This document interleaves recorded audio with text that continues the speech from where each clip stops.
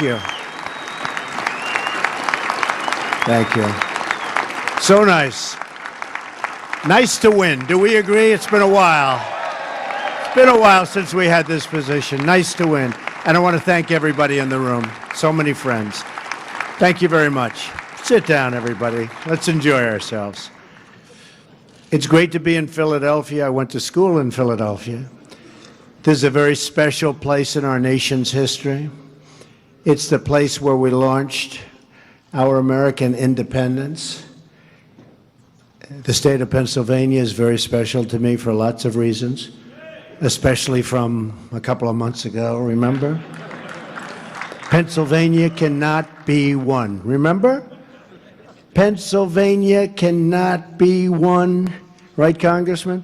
There is no path to victory for Trump in Pennsylvania, except we won. Now, it has been a long time since you guys did this, but it was just a great victory. It was a great evening. It was a great evening, I will tell you, but it sort of started in Pennsylvania. They all said that Pennsylvania was the bride that got away, that it was the state that everybody from the Republican Party that ran in Pennsylvania for 38 years thought they won, except they never won. And I thought I won too, but I was afraid to say it, Mitch, because it just seemed that it wasn't working out. So I just said, you know what, I think we did great, let's see what happens. But good things happen. So we love this state, and we will see it many times again. Now is the dawn of a new era of American independence, a rededication to the idea that the people are in charge of their own destiny. I want to thank Majority Leader McConnell, great guy, and Speaker Paul Ryan, very, very special. And he is writing his heart out, right? And we're actually going to sign the stuff that you're writing. You're not wasting your time. He would write it, he'd send it up, and nothing would happen. But now it's going to happen. For their leadership and for inviting me here today, thank you very much. And thank you, Leader McCarthy, Senator Cornyn, Congressman Scalise, Congresswoman Kathy McMorris Rogers, and Congressman Messer for your leadership as well. It's been terrific. This Congress is going to be the busiest Congress we've had in decades, maybe ever. Maybe ever. Think of that. And think of everything we can achieve. And remember who we must achieve it for. We're here now because tens of millions of Americans have placed their hopes in us to transfer power from Washington, D.C., and give it back to the people. So important. Now we have to deliver. Enough all talk, no action. We have to deliver.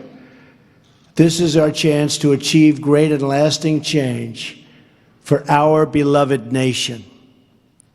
Since taking office, I have taken major contractual steps to restore the rule of law and to return power to everyday Americans.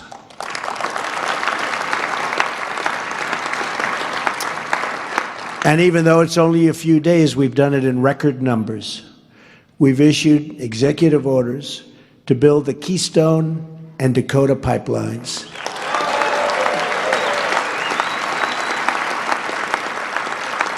And issued a new requirement for American pipelines to be made with American steel and fabricated in the United States.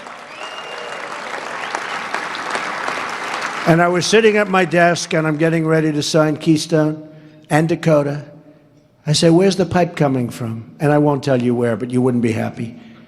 I say, why is it we build pipelines and we're not using pipe that's made in our country? I say, let's put that little clause in, like it's a one-sentence clause, but that clause is going to attract a lot of people, and we're going to make that pipe right here in America, okay?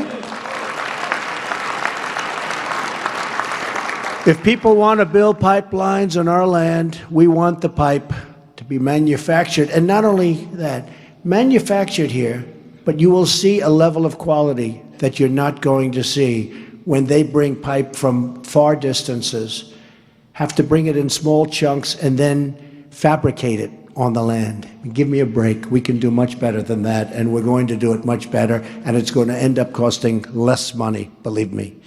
We've reinstated the Mexico City policy, a long-standing policy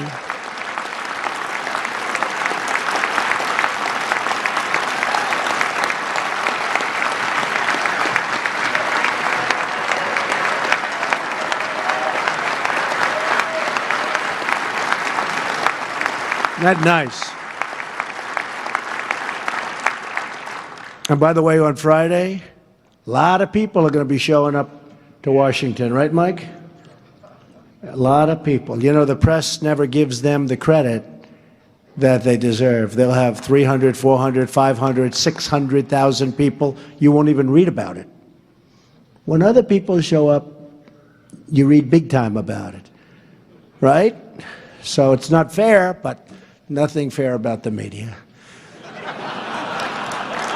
Nothing. A long-standing policy to ensure taxpayer dollars do not fund abortion services overseas. We've issued executive orders to remove wasteful regulations that slow down commerce and delay infrastructure, which we desperately need. The very beginning of a massive effort to reduce the crushing regulations on our economy, and we are going to reduce regulations big time. We've also withdrawn from the Trans-Pacific Partnership, paving the way for new one-on-one trade deals that protect and defend the American worker. And believe me, we're going to have a lot of trade deals. Mitch, don't worry about it. Just give me a little time. But there'll be one-on-one. There won't be a whole big mash pot. There'll be one-on-one deals, and if that particular country doesn't treat us fairly, we send them a 30-day termination, notice of termination. And then they'll come and say, please don't do that, and we'll negotiate a better deal during that 30-day period. The other way, you can't get out of it. It's like quicksand.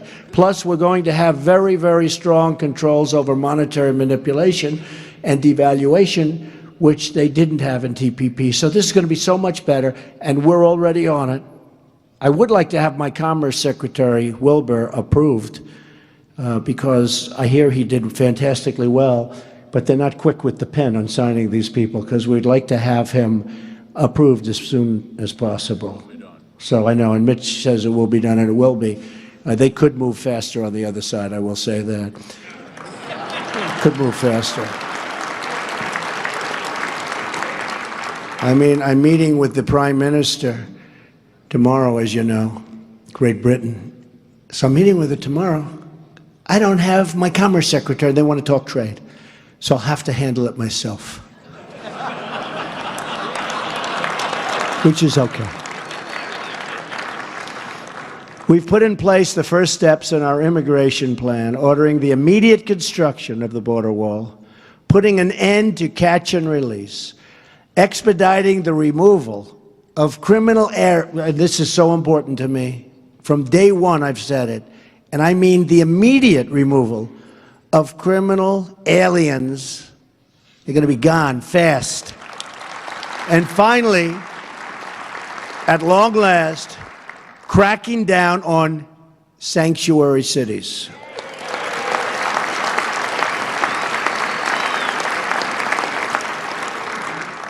It's time to restore the civil rights of Americans, to protect their jobs, their hopes, and their dreams for a much better future. Congress passed these laws to serve our citizens, and it's about time those laws were properly enforced. They're not enforced. The hour of justice for the American worker has arrived. Border security is a serious, serious national issue and problem. A lack of security poses a substantial threat to the sovereignty and safety of the United States of America and its citizens. Most illegal immigration is coming from our southern border. I've said many times that the American people will not pay for the wall.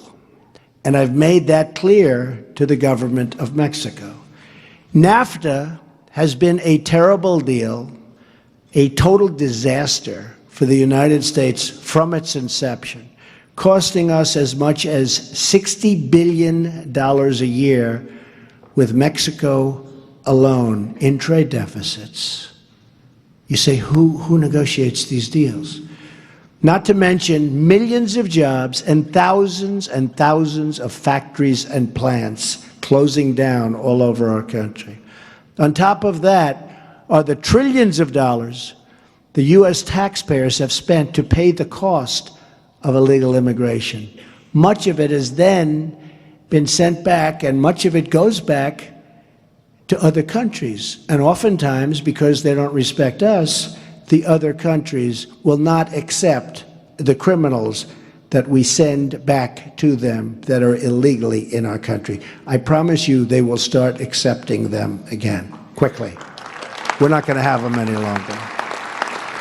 I will not allow the taxpayers or the citizens of the United States to pay the cost of this defective transaction, NAFTA, one that should have been renegotiated many years ago, except that the politicians were too preoccupied to do so.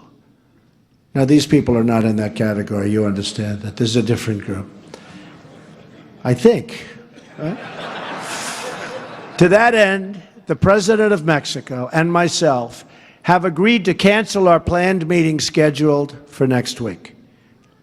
Unless Mexico is going to treat the United States fairly, with respect, such a meeting would be fruitless, and I want to go a different route. We have no choice. Paul Ryan and other leaders in Congress and I and Mike Pence, who, by the way, how good a choice was Vice President Mike Pence. Everybody loves him.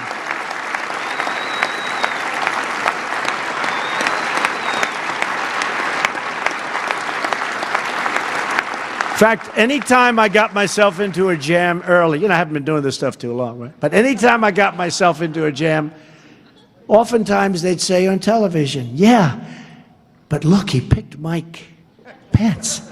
So he's got to have something going, right? So Mike really helped me a lot. Well, we're working on a tax reform bill that will reduce our trade deficits, increase American exports, and will generate revenue from Mexico that will pay for the wall if we decide to go that route. It is time that the American people had a president fighting as hard for its citizens as other countries do for theirs. And that's exactly what I am going to do for you. Believe me. Thank you. Thank you. It's time that somebody fought for our country and didn't let anyone take advantage of us anymore. The world has taken advantage of us for many years. Not going to happen anymore. We will have an ambitious legislative agenda as well. Our legislative work starts with repealing and replacing Obamacare and saving families from the catastrophic rise in premiums and debilitating loss of choice and just about everything else. And remember this for this room in particular. Obamacare is a disaster. The Democrats are up and they're saying, oh, they're putting up signs like it's wonderful. It's a disaster. I actually talked with Paul and the group about just doing nothing for 2 years, and the Dems would come begging to do something, because 17 is going to be catastrophic price increases. Your deductibles are through the roof. You can't use it. You can't use it. And they would come to us, except we have one problem. We have to take care of the American people immediately. So we can't wait. But every time they tell you about Obamacare, we're taking them out of a big jam. Big jam. We're putting ourselves at risk to a certain extent, because we're taking it off their platter. But I think, Congressman, I think we have no choice. I think we have no choice. We have to get it going. I'm serious, if we waited 2 years, it's going to explode like you've never seen an explosion. Nobody's going to be able to afford it. It's a disaster. And that's politically what we should do, but we don't want to do that. We want to get something done and get it done right. And by the way, Tom Price is going to do a phenomenal job. I don't know if he's here, but he's going to do a phenomenal job. On my first day in office, I signed an executive order to roll back the burdens of Obamacare and pave the way for real reform, like health savings accounts that empower individuals to choose the customized plan that is truly right for them and have so many choices. Tom Price will soon be leading Health and Human Services. He is a true advocate for patients. He's going to do a phenomenal job. We have no doubt about that. He joins an all-star roster that includes many of your colleagues, Ryan Zinke, Mick Mulvaney. These guys have had a pretty tough time in Congress, too, but they in the Senate, but actually came out very well. Mike Pompeo. Is Mike here? Mike? Mike Pompeo, phenomenal guy. And Jeff Sessions. Jeff is a fine person. Jeff was one of my earliest endorsers and never endorsed a presidential candidate before, and he was one of my earliest endorsers, respected by everybody.